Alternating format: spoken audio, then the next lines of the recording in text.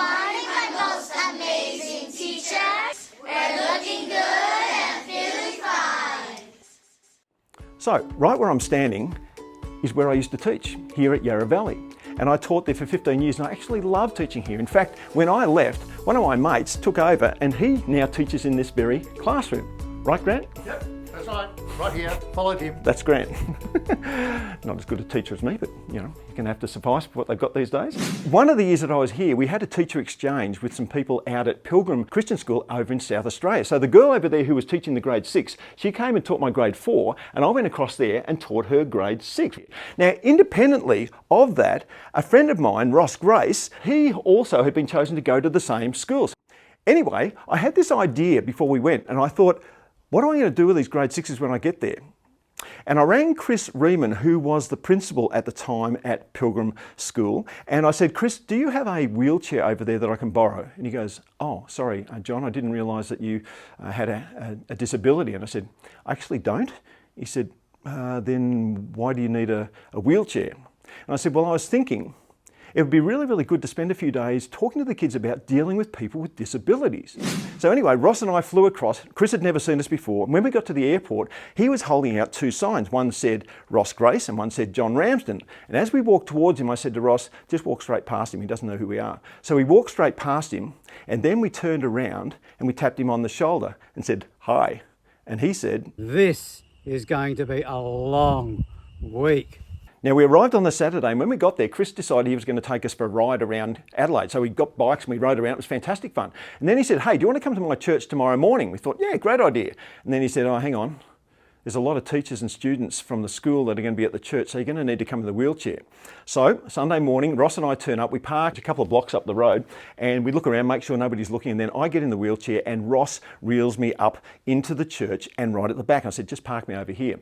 When I do, this old guy comes up and he goes, oh, come with me. And he wheels me all the way down to the front of the church, and there's a choir, the whole thing. And I'm thinking every time they pick up a hymn book, don't stand up, don't stand up. So I sat there the whole time, but there were grade 6 kids and teachers from the school, and I could see them looking at me, and the grade 6 kids were going, oh, this is the guy that's going to be teaching us. And I could see some of the teachers thinking the same thing. Now, the next day was school day, so the same thing. Ross and I pull up a couple of blocks outside the school. We look around, nobody's looking. I get into the wheelchair and he wheels me into the school. And when we go in there, again, you can see the grade 6 pointing it all out to everybody else. Oh, this is the guy that's going to be in our classroom. He's in a wheelchair. And all the little kids, in their beautiful way, just come up and say, hey, mister, what happened to your legs? As little preppies tend to do. The deal also was that I was not going to tell the teachers. Shh. So the whole thing was a secret. It was Ross and it was me and it was Chris Riemann. So it comes time and I roll into the classroom and I look at them and I allow some awkward silence. And then I said, you weren't expecting anybody in a wheelchair, were you? And one of the kids goes, oh, Mr. Ramsden, why are you in a wheelchair? I said, no, I'll explain that to you a little bit down the track. Anyway, the first thing I said to them was, so what's it like being in this school, being in a wheelchair? And one of them said, oh, we've never had anybody in a wheelchair here before. I said, let's go. So we head on down the corridor and the first thing we come across is a disabled toilet. And I said to the kids, oh, that's great. So if you're in a wheelchair, at least you've got a disabled toilet here. And the kids start looking at me a bit oddly and I said, is there a problem with this? And one of them goes, yes, Mr. Ramsden, that's actually the sports store. And I said, the sports store? And they open it up and there's all cricket stuff and basketball stuff and all sorts of sports equipment. I said, well, how does somebody in a wheelchair go to the toilet here? And they said, we don't know, Mr. Ramsden. I said, okay, let's keep going. So we go to the library and there are 3 steps. We can't do that in a wheelchair. So I got the kids to lift me up so that my head was above the window so that I could wave to the librarian. She waved quite confused at me too, and they lowered me down. And by now the kids are getting a little bit annoyed at the fact that it was really hard for me to get around in this wheelchair. And halfway through recess, Chris Riemann comes to me and goes, what are you doing down there? I said, what do you mean? He said, I've just been given a petition from the kids to turn the sports store back into a disabled toilet. I said, so what are you going to do?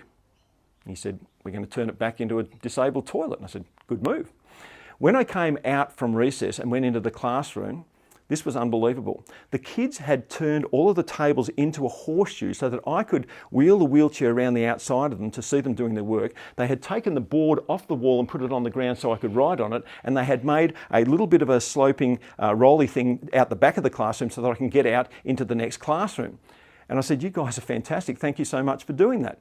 Anyway, so we went on for the next couple of days and we had great discussions about dealing with people with disabilities, all the different kinds of disabilities. We talked about if they had to come across those things in their own life, and not many had, so it was fantastic discussion.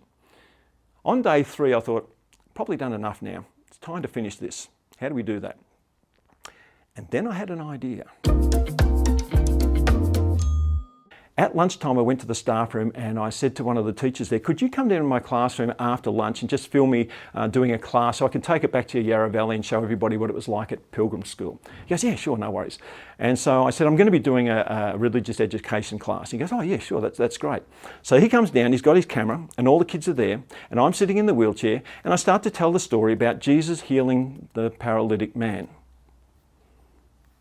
And when I get to the part where he does that, I stood up and the kids stopped dead in their tracks. Some kids had their mouths open, some kids were looking sideways at each other, and then the room exploded. For the next 2 or 3 minutes, you couldn't hear yourself think. The kids were saying, oh, but we thought that you had a handicap, Mr. Ramsden, and you told us that. And one kid said, no, he didn't say that. He just said, what about if you're in a wheelchair? And I said, that's exactly right. I never told you a lie, but I need to tell you what you have done. You know what? If I ever did have a disability, I would want to come to you guys in this classroom.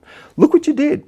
And then I started to praise them about the fact that now that there was a disabled toilet rather than a sports store, and that they put the chairs around so that I could get around it. They built a ramp out the back and all of those types of things. And then they could see how well they'd done, and I praised them. They just did such a great job. It was fantastic and such a great and very real exercise. But I said, kids, here's the best part of all.